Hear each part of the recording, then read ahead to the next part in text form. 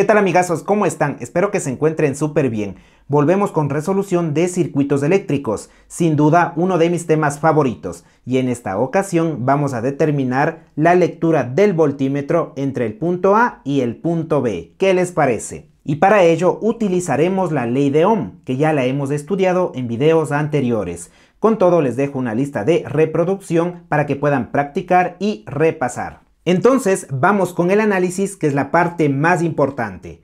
Lo primero que podemos observar es que se trata de un circuito en serie, y lo que nos interesa, entre el punto A y el punto B hay tres elementos, dos resistencias y una fuente de voltaje, así que debemos determinar el voltaje en cada uno de estos elementos. Pero nos damos cuenta que el voltaje de la batería es igual a 3 voltios. Por lo tanto, solo hace falta calcular el voltaje en las resistencias, aplicando la ley de Ohm. Sabemos que el voltaje es igual a la intensidad por la resistencia. No se olviden, esto es demasiado importante. Voltaje igual a intensidad por resistencia. Ahora, muchachos, hay un pequeño inconveniente, y es que no podemos aplicar directamente la ley de Ohm porque no sabemos la intensidad de corriente que circula por estas resistencias. Pero tranquilos, todo tiene solución. Calculemos esta intensidad. Sabemos que en un circuito en serie la intensidad de corriente es la misma para todos los elementos. Y en este caso utilizaremos el sentido convencional.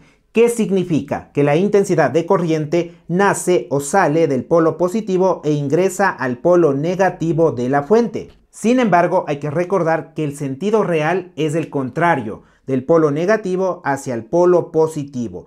Pero por facilidad en los cálculos se utiliza o se trabaja con el sentido convencional. Y seguramente ya se dieron cuenta de algo. En este circuito hay tres fuentes de voltaje. Entonces, ¿a cuál de estas fuentes le hacemos caso para determinar el sentido de la intensidad de corriente? Y bueno, se trabaja con la fuente de mayor voltaje. Entre las tres, esa es la de 13 voltios. Así que la intensidad de corriente nace en el polo positivo e ingresa al polo negativo. ¡Excelente!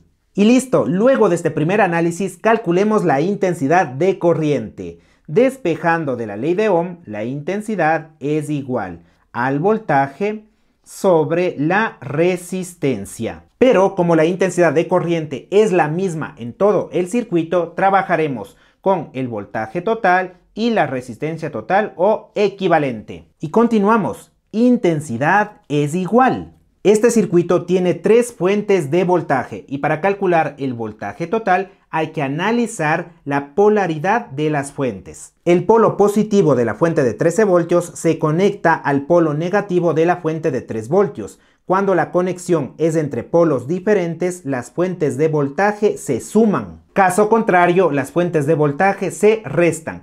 Por ejemplo, miren esto, tenemos el polo positivo de esta fuente se conecta al polo positivo de la fuente de 6 voltios. Mismos polos, entonces estas fuentes se restan. Por lo tanto, 13 voltios más 3 voltios, excelente, menos 6 voltios, muy pero muy bien. Y todo esto se encuentra sobre la resistencia total. Al tratarse de un circuito en serie, las resistencias se suman. 3 más 2 más 4 y más 1 es igual a 10 ohmios. Prácticamente ya hemos calculado la intensidad de corriente que tanto nos interesa. 13 más 3 menos 6 es 10 voltios, que se encuentra sobre 10 ohmios. Simplificando 10 sobre 10, pues nos queda 1 y voltios sobre ohmio, amperio. Muy bien.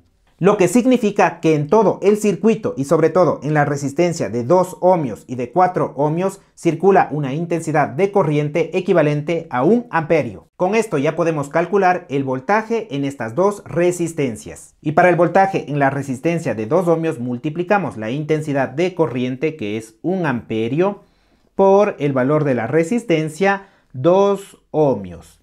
Igual. 1 por 2 es 2, amperio por ohmio, voltio.